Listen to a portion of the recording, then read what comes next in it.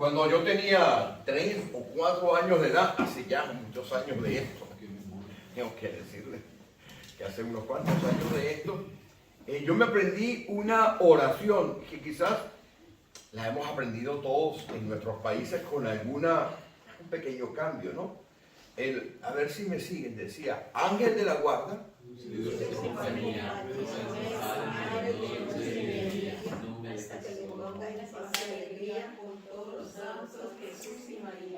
Wow, esa parte no me la sabía yo, porque era muy pequeñito. Yo me sabía la última parte que creo que no la he escuchado. Y es, no me dejes solo, que me perdería. Y ahí, pequeñito de 3 o 4 años de edad, un niño hermosísimo, que no lo podemos poner en duda jamás, se ponía ahí en la cama y oraba esa oración. Pero resulta que a los años después, entré a estudiar en un colegio católico.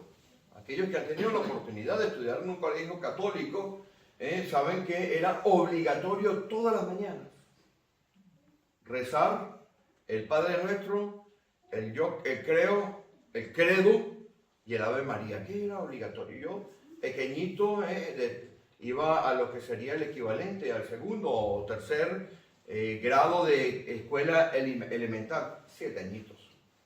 Como dicen en algunos países, pequeñito.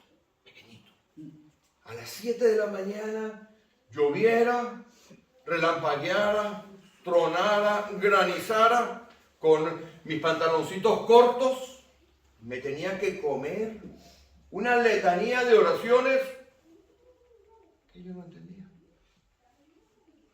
Y después fue con el tiempo que esta oración, el Padre Nuestro, empezó a tomar cuerpo en nuestra vida. Y hoy quiero compartir con ustedes, mis hermanos, si el Señor lo permite, acerca de esta oración que está aquí en Lucas capítulo 11.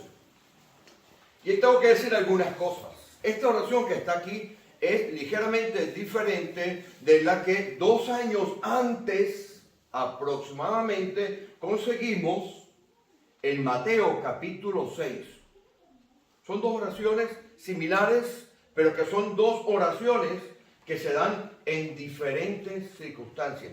La primera, la de Mateo capítulo 6, se da en medio de una cosa que muchos hemos conocido, posiblemente todos, que se llama el Sermón del Monte. Seguro que lo han escuchado hablar alguna vez. El Sermón del Monte empieza por allá, por el capítulo 5 de Mateo, y termina por allá, por el capítulo 7 de Mateo. Y en medio de eso está la oración esta, que en algunos países le llaman el Padre Nuestro, ¿verdad? ¿Lo hemos escuchado? En algunos países se le llama la oración del Señor, cuando es bastante improbable que Él la haya orado, porque Él, siendo santo, puro y perfecto, Él no podía pecar. Y en la oración contiene perdonar nuestros pecados. Y esta oración que está aquí en Lucas, en el capítulo 11, la hace el Señor 2 años después de que por primera vez la enseña a sus discípulos. Y esta oración es inmensamente interesante porque de pequeñito, y aquellos que han asistido alguna vez a una iglesia católica o han escuchado el Padre Nuestro y lo han repetido, lo repetimos, ¿verdad? Padre Nuestro, ¿cuántos nos salíamos de nuestras casas de pequeños y nos persignábamos, ¿saben? ¿No? Lo que es persignarse. Versión larga o versión corta. Hay 2 versiones. Usted lo sabía. Hay una versión, la versión larga, usted empieza por la frente y se hace un montón de cruces y después termina con la cruz grande. Es la versión larga. La versión abreviada es y salió. Pero aquí hay otra versión más larga aún, que era aquellos que estudiamos en colegios católicos, la hacíamos. Orábamos, rezábamos un Padre Nuestro, hacíamos la versión larga extendida, y salíamos a la calle.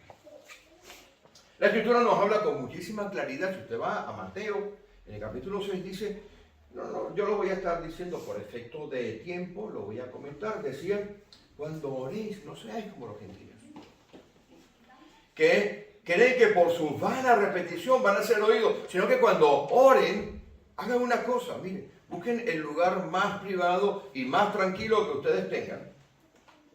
Cierren la puerta para que no le toquen la puerta, porque suele ocurrir que te tocan la puerta cuando quieres tener tu tiempo de intimidad con Dios.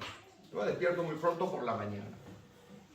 Mi esposa no está despierta a esa hora. Esa parte la quita. Antes de llevarle el café a la cama, yo tengo mi tiempo con Dios.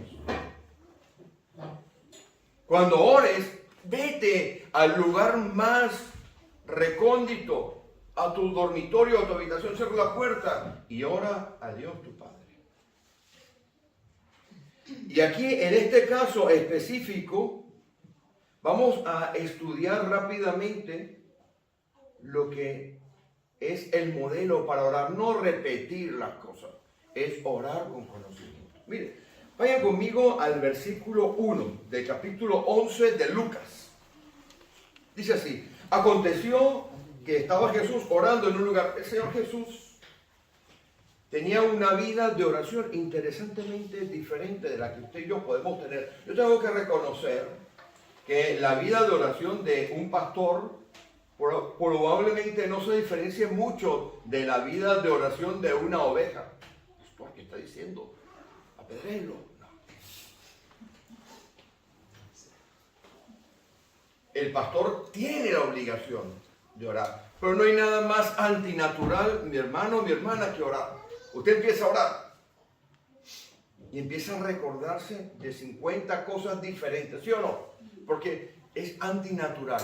Y entonces tendemos a orar más intermitentemente que persistentemente. Usted empieza una oración por la mañana y la va terminando por la tarde, porque van entrando cosas en la vida de uno. Se despiertan los niños, lo llaman del trabajo, tiene que salir corriendo, el marido o la esposa le toca la puerta. ¿Qué sé yo? Póngale usted nombre. Pero esto no significa que su vida de oración no sea necesariamente un aspecto importante que usted tenga que dejar de lado. Al contrario, es un aspecto importante que tiene que ser fundamental en la vida, porque sin la oración no vamos a crecer. Y mire, es tan importante la oración que si nosotros analizamos esto está en plural. Vaya conmigo. Dice: aconteció que estaba Jesús orando en un lugar. El Señor Jesús oraba constantemente. Estaba allí y lo estaban mirando los discípulos. Estaba en un lugar. Probablemente, como había pasado, en alguna oportunidad se retiraba para orar, pero probablemente, y la Escritura nos va enseñando, el Señor Jesús estaría, por decir, en aquel lado y los discípulos aquí, esperando a que el Señor Jesús orara. Qué interesante, porque para usted y para mí la oración es la preparación para la batalla espiritual, ¿verdad? Usted va a entrar en alguna situación y usted ora antes. Voy a pedir un trabajo, voy a pedir una cosa. Nosotros interpretamos la oración como la batalla espiritual, pero para el Señor Jesús no solamente era la batalla espiritual, sino que era también durante el tiempo de la agonía espiritual. No era antes, también era después, y en el medio. ¿Por qué? Porque si usted recuerda, dice que él fue a orar y su agonía era tan grande que mientras oraba caían gotas de sudor como si fuese sangre, gotas de sangre, sudó sangre. Aquellos que él había dejado al lado, estamos hablando de Lucas capítulo 22 en adelante, tienen que leerlo, y Mateo capítulo 26, aquellos que habían dejado al lado, que él los encontró durmiendo y les dijo: pero ¿qué hacen ustedes que no están orando? Oren para que no entren en tentación. Esos salieron corriendo cuando hubo la batalla, pero el Señor Jesús fue a la cruz y salió triunfante después de haber orado en medio de la agonía. Lo que nos enseña que nuestra oración, mi hermano, mi hermana, tiene que ser antes de la batalla y en medio de la batalla. Los que no oraron desaparecieron, se fueron de lejos. Pero el Señor Jesús, ante lo más peligroso, lo más duro que era cargar los pecados, era tan duro que dijo: Padre, esta copa, ¿qué había en esa copa? Pues yo le voy a decir lo que hay en esa copa. Estaba usted, estaba yo. con todos nuestros pecados, toda nuestra maldad, toda nuestra injusticia, todo nuestro ego, todo lo que queremos hacer para nosotros mismos y en contra de Dios. Padre, pasa en esta copa si quieres, pero no se haga lo mío, sino lo que tú quieres. Y estaba allí el Señor Jesús orando en un lugar y cuando terminó le estaban atalayando. ¿Saben lo que es atalayar? Estaban mirando los discípulos y vino uno que con toda seguridad era Pedro. ¿Cómo sabemos que era Pedro? Porque Pedro era el que más hablaba. Si usted vaya a alguien, busque Marcos, capítulo 1, versículo 35. Búsquelo. Pedro era el que más se metía en donde no tiene que meterse. Marcos capítulo 1, versículo 35. ¿A quién aparece allí? A ver quién lo tiene, rapidito. Levantándose muy de mañana, siendo muy oscuro, salió y se fue a un lugar desierto y allí oraba. Siga. Y le buscó Simón y los que con él estaban. Simón era el hombre que estaba allí. Este seguro que aparece aquí, se acerca uno de ellos cuando terminó, muchas gracias mi hermana, uno de sus discípulos le dijo, y habla en plural, Señor, enséñanos a orar. Esto es muy interesante aquí porque voy a leerla completa. Enséñanos a orar como también Juan enseñó a sus discípulos. Qué interesante. ¿Por qué habla de Juan? Juan tenía una vida de oración espiritual. No olvidemos quién era el padre de Juan. ¿Sabe quién era el padre de Juan? ¿Alguien me lo dice? No. Zacarías. Sacerdote de la orden de Abdías, aquella orden que David, cuando había organizado el templo, cuando había organizado el templo todavía no estaba construido, cuando había organizado la orden de sacerdotales, había colocado como octavo en la clase de oración y de predicación y de enseñanza y de ritos, había colocado la clase de Abdías. ¿Cómo se llamaba la mamá? Venía de la línea de Aarón. Este muchacho es pequeño. Chupaba oración en casa, no nos engañemos. El papá sacerdote. El papá sacerdote de la clase de Abdías. La madre era de la casta de Aarón. ¿Quién era Aarón? Es un sacerdote, ¿verdad? Primero, hermano de Moisés, lo sabemos. Así que este muchacho ora. Pero es que había algo más en la vida de Juan el Bautista. En Juan el Bautista estaba reposando el espíritu de ¿quién? A ver, clase de bautismo. Elías. Y Elías dice en Santiago capítulo 5, versículos 15, 16, 17 y 18, dice, Elías era un hombre sujeto a pasiones como usted y como yo. Pero ¿qué hizo Elías? Oró y el cielo se cerró. Volvió a orar y el cielo se abrió y la tierra produjo fruto. O sea que el ministerio de este hombre, de Juan el Bautista, tenía mucho de oración. Y aquí vienen los discípulos y hacen comparaciones. Señor, enséñanos a orar, porque Juan el Bautista, tu primo hermano lejano, cuidado, porque era un primo hermano lejano. No tan cercano como algunas veces, si usted lee la escritura con calma se da cuenta que no era primo, ahí estaba. He enseñado también a sus discípulos. Cuando yo he estudiado estas porciones, decía, ¿cómo se parece cuando vienen y le dicen a uno, pastor, usted debería predicar así? Porque el pastor de aquella iglesia predica así. Pero el Señor Jesús, que era mucho más inteligente que todos, no se engancha en aquello y les dice, versículo 2, cuando oréis, va en plural, cuando oréis, decid, Padre. Esto es la pera limonera. Esto es la pera limonera. Lo voy a explicar qué es la pera limonera. ¿No he escuchado hablar de eso? La madre del cordero, la repera.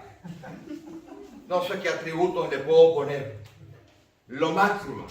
Mire, en el Antiguo Testamento, usted no consigue ni Moisés, ni Elías, ni David, ni Salomón diciéndole a Dios, Padre. Pero el Señor Jesús, por medio del cual tenemos entrada al Padre, el que por el sacrificio se rompe, el velo se rasga y nos da entrada al Padre, le dice a los discípulos, ¿saben qué? Le pueden decir al Creador Supremo, Padre. Yo antes escuchaba a algunos hermanos de Colombia Yo tengo mucho cariño a los hermanos de Colombia, puedes ponerlo ahí en la publicidad. Tengo mucho cariño a los hermanos de Colombia, mi mamá es de Bucaramanga, cuidado, no te engañes. Y yo, hace muchos años, yo empezaba a escuchar lo que decía, papito Dios. Uy, cuando tenga la oportunidad voy a apretar las teclas. Porque me parecía una falta de respeto. A mí particularmente me parecía cuando oraban y decían, papito Dios. La sangre me hervía, el celo, decía el celo del Espíritu Santo. Me hierve. Pero resulta que si usted lee esta escritura con calma, cuando tenemos entrada al Padre, y el mismo Señor Jesús, que es el que manda en este tema, dice, díganle a Dios, papá. ¡Oh, qué asombroso! Porque si usted va a Romanos capítulo 8, versículo 15, dice que el Espíritu que le ha hecho morar en nosotros nos hace que le digamos a Dios, papito Dios. Así que vale, está permitido decirle a Dios, papito Dios. Y en Gálatas capítulo 4, versículos 5 y 6, que nos ha adoptado Dios para que podamos decir a Él, Abba, Padre. Y Dios es nuestro Padre. Eso marca una diferencia brutal. Eso marca una diferencia porque si usted mira esta oración, el Padre Nuestro tiene dos divisiones. Mire, el versículo 2 habla de hablar con Dios, de nuestra relación con Dios. Pero el versículo 3 y 4 habla de nuestra relación como familia. Porque esto es una enseñanza. Esto no es para que usted lo repita. Esto no es para que usted lo recite. Y el coche nuevo que me quiero quitar. Esto es una manera que tenemos nosotros de ir al Padre. ¿Usted sabe lo que significa el creador del universo? Mire, esta palabra Padre, Father.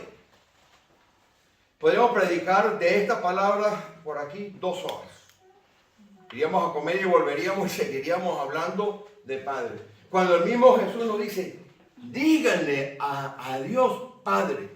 Rompe todos los esquemas de pensamiento que tenían estos judíos, porque en el Antiguo Testamento solamente 7 veces la nación como tal y de refilón, de poquitico a poco que ni se entiende, llaman a Dios Padre. Y el Señor Jesús, Él solo utiliza 70 veces la palabra Padre y son 275 veces en el Nuevo Testamento que aparece Padre. Pablo lo dice.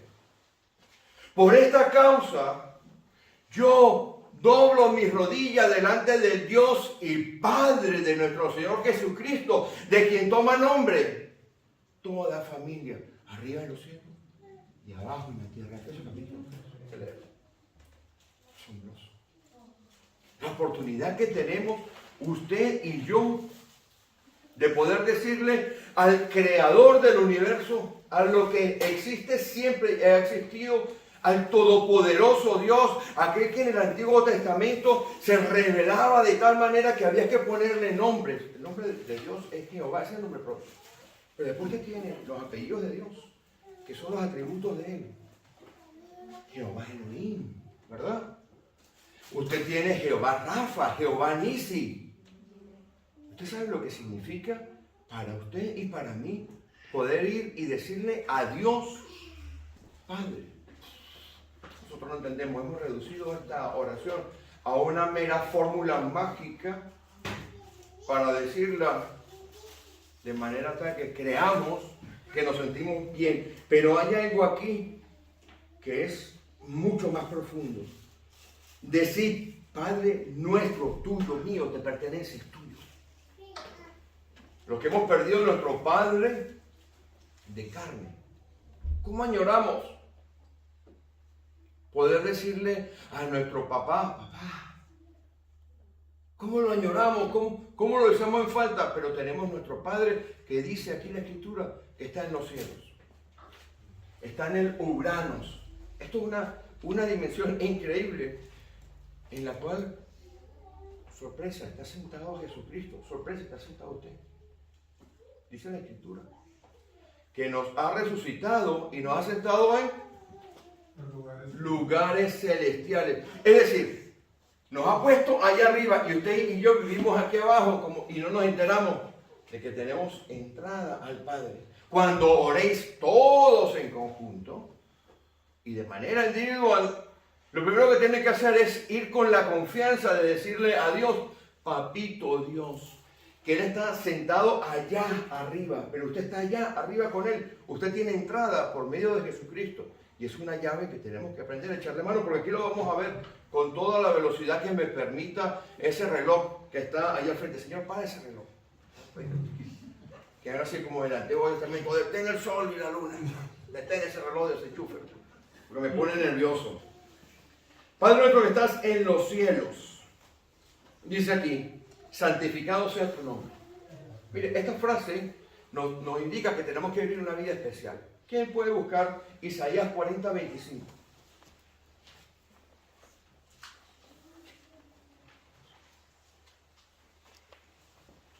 Esta oración que en vez de llamarse la oración del Padre Nuestro, debería llamarse la oración de los discípulos. Isaías 40:25, ¿quién la tiene? ¿A qué pues me haréis semejante o me compararéis? Dice el Santo. Él mismo se hace llamar el Santo.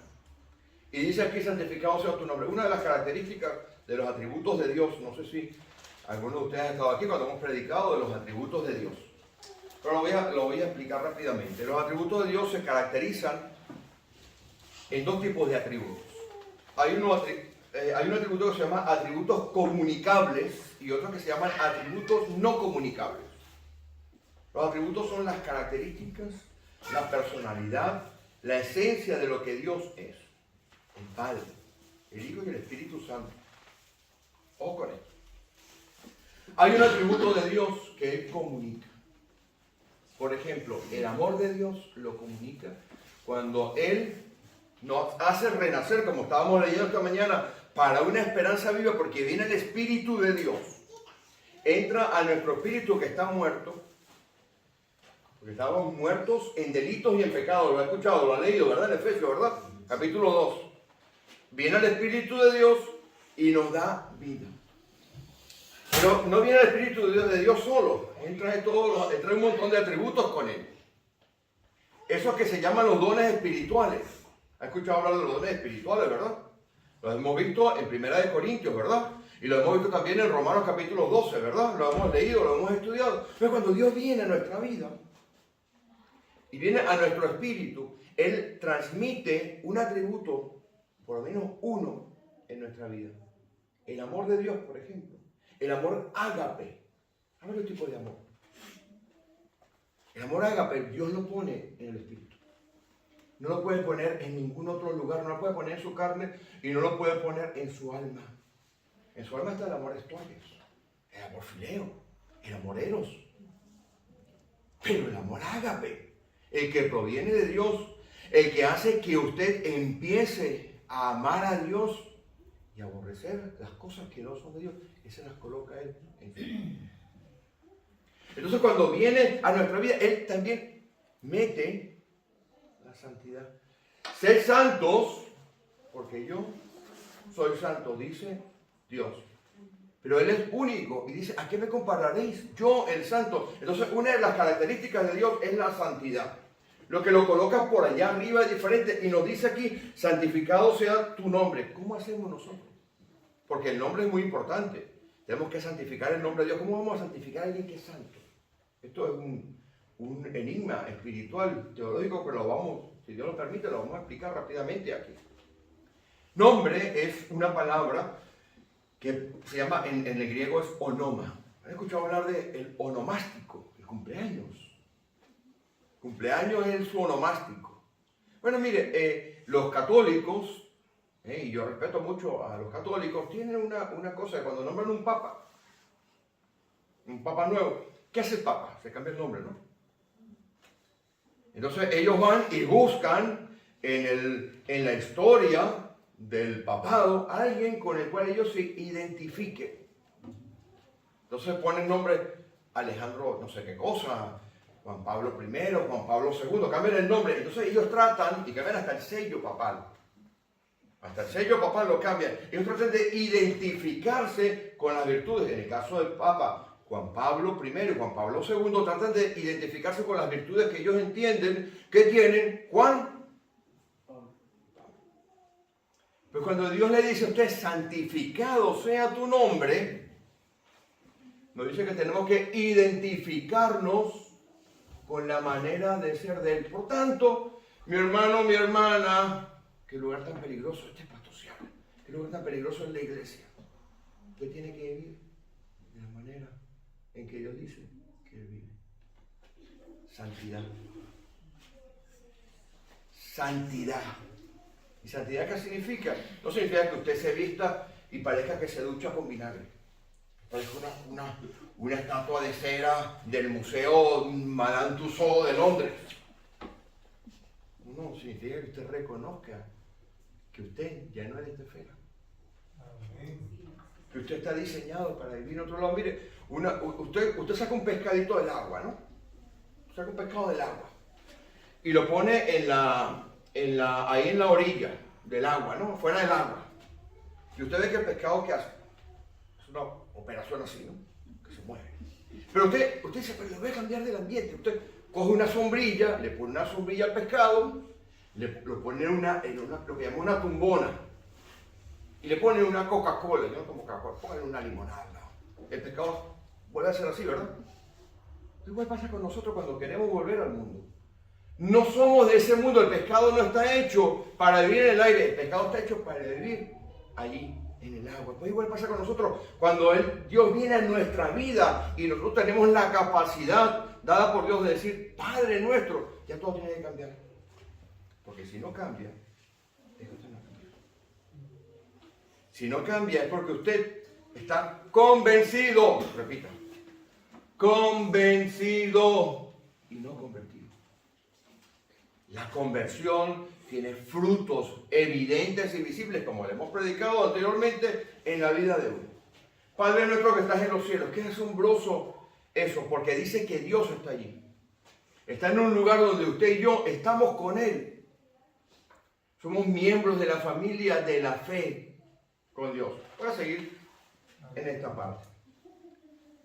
Venga a tu reino. Entonces, ahora usted cuando empieza a orar, usted empieza a orar de lo que es, vamos a decir, el programa de Dios.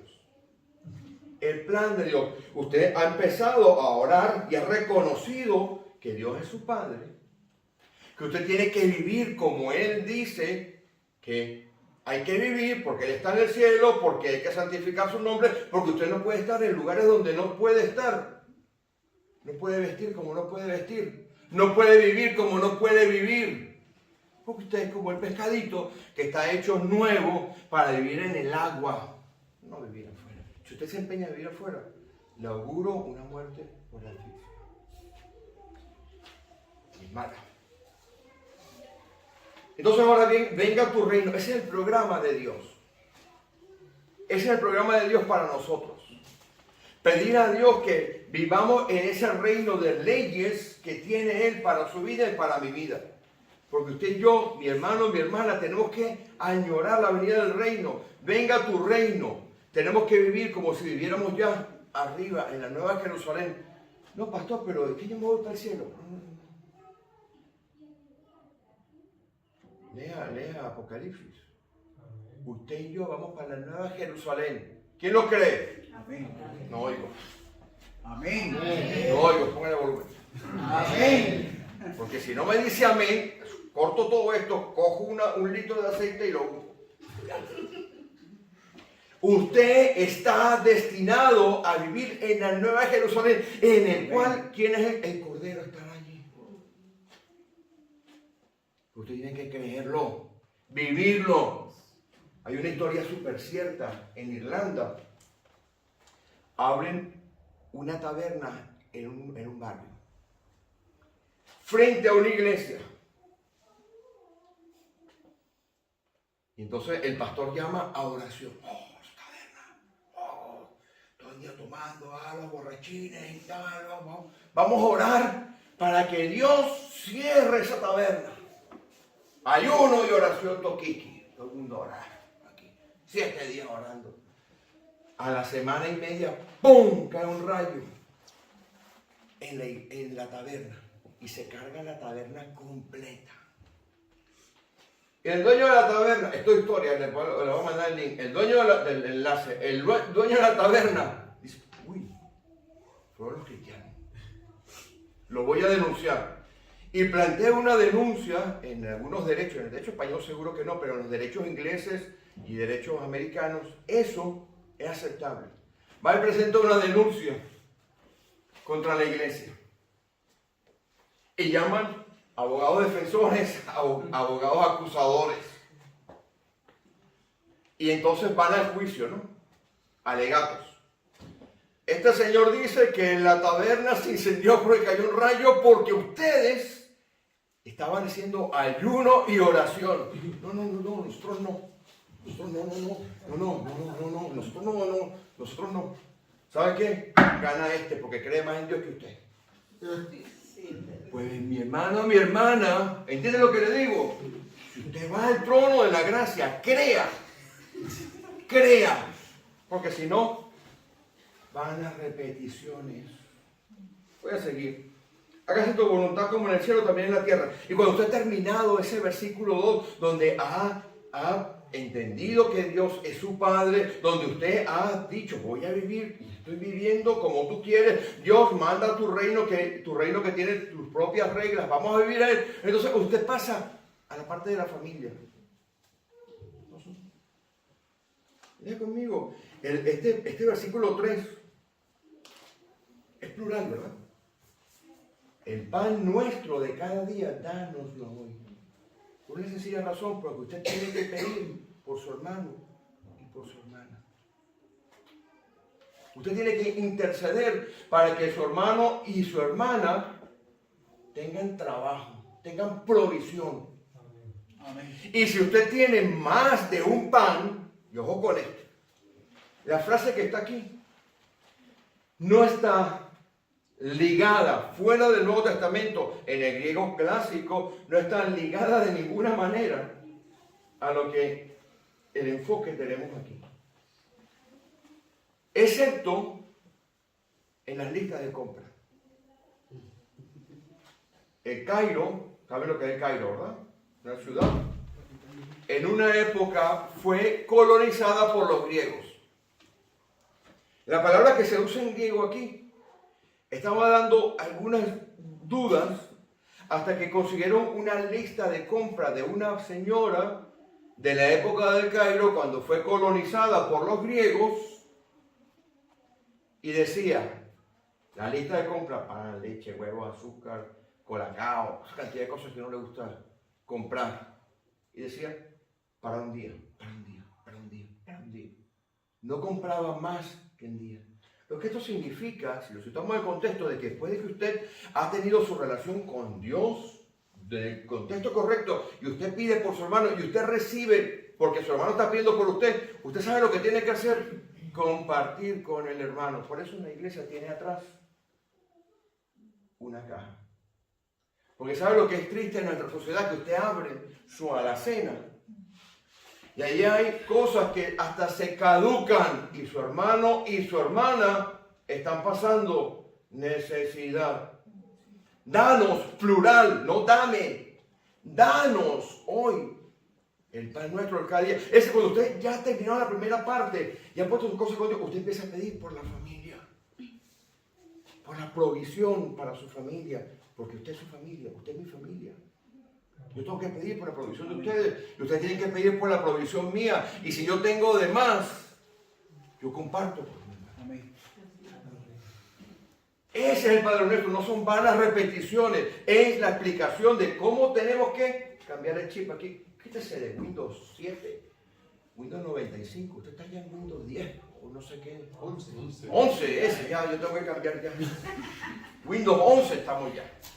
A ver, seguimos. Perdónanos nuestros pecados. Perdónanos nuestros pecados. Otra vez plural. Oye, mi hermano. Porque cuando usted va al trono de la gracia, entonces empieza a pedir por los hermanos, usted va y le dice a Dios, ¿sabe qué, Dios? Yo reconozco que yo soy un pecador. Mira, legal hasta 5 de 21 para ti. Todo eso lo tengo yo. Y mi hermano también. Y mi hermana también. ¿Y sabes qué, Señor? Como ellos pecan contra mí, yo los voy a perdonar. Porque yo sé que tú me perdonas a mí, porque como yo los perdono a ellos, no significa que como yo los perdono a usted, Dios los va a perdonar, Dios los perdona. Pero lo que está diciéndole, Dios, yo quiero tener tu carácter perdonador. Yo reconozco que soy un pecador. Y reconozco que mi hermano y mi hermana es pecador. Y por ende, Señor, yo los perdono. Yo sé que tú me perdonas a mí. Y como tú me perdonas a mí, yo perdono a mi hermano. Perdónanos nuestras ofensas, nuestras deudas, porque yo perdono a los demás. Es colectiva. Cuando entendamos que la iglesia es colectiva. Que el Padre Nuestro tiene dos partes. Versículo 2, Dios, 3 y 4. De esto que estamos aquí, esta iglesia y toda la iglesia van a avanzar con mucho poder. Amén. No es algo personal. Es personal en el sentido de su relación con Dios, pero tiene que ver con la iglesia. Hágase el pan nuestro y perdónanos, versículo 4, porque nosotros perdonamos a todos los que nos deben. Voy a terminar con esto, porque posiblemente no sea explicado correctamente. Cuando uno dice, no nos metas en tentación, uno puede llegar a pensar que Dios nos mete en tentación, ¿verdad? Pues le estás pidiendo no nos metas en tentaciones. Si yo no oro esto, Dios nos va a meter en tentación. Otra vez sigue estando en plural. Mire, cuando usted ha ido al trono de la gracia, ha dicho, papito Dios, le ha dicho, quiero vivir en tu reino, quiero imitarte, ahora voy a pedir por mis hermanos, por su provisión diaria, ahora usted pide por protección de la iglesia, de su hermano y de su hermana. El original griego de esto, en las nuevas versiones, esto es lo que en español tenemos y que en el griego prácticamente es muy difícil de entender. Es la negación. No estoy en lo cierto, estoy afirmando, negando, ¿verdad? Esto es lo que hay allí. Tú no nos metes en tentación, afirmas que no nos metes en tentación. Y abajo dice, y que nos libra del mal. Entonces cuando usted ora, y ya, creo que se lo han aprendido, porque lo han repetido ya varias veces, ¿verdad? Y usted va, papito Dios. Reconozco que tú eres santo, bueno, puro, noble. Quiero vivir como tú vives, quiero santificar tu nombre. No quiero seguir yendo a aquellos lugares donde voy que no me gusta ir. Bueno, sí me gusta, yo voy. No quiero ir allá. No quiero actuar ni pensar ni vestir de aquella manera que estoy actuando, pensando y vistiendo. Quiero hacer tu voluntad porque quiero vivir en tu reino. Ahora quiero pedir por la provisión para mis hermanos y para mis hermanas. Ahora yo los perdono a ellos porque ellos y yo estamos en la misma barca de pecado. Ahora quiero pedirte por la protección de mi familia y de mi iglesia. Yo sé Dios, yo afirmo. Aquí no declaramos, aquí no decretamos. Aquí proclamamos las verdades eternas de Dios. Yo afirmo la protección tuya sobre nosotros. Mas líbranos del mal. Amén. Amén. Hermano y hermana, qué importante es la lectura de la Escritura. Amén. Qué importante es saber que Dios es nuestro Padre. Y que cuando vamos confiadamente al trono de la gracia, cuando oramos entendiendo esto, no somos como los gentiles que oran, van a repetición. Entonces tu oración nace de adentro. Porque cuando Dios coloca su espíritu dentro de ti. Y cuando esa parte del Dios Todopoderoso, el Espíritu Santo, entra dentro de ti, dice la Escritura, que los que en Él creen de su interior corren ríos de agua viva. Amén. La paz de Dios se instala en su vida. Ve las cosas de una manera diferente. Y no importa los acontecimientos de las circunstancias, usted estará firme en la roca. Amén. Vamos a ponernos en pie, mis hermanos.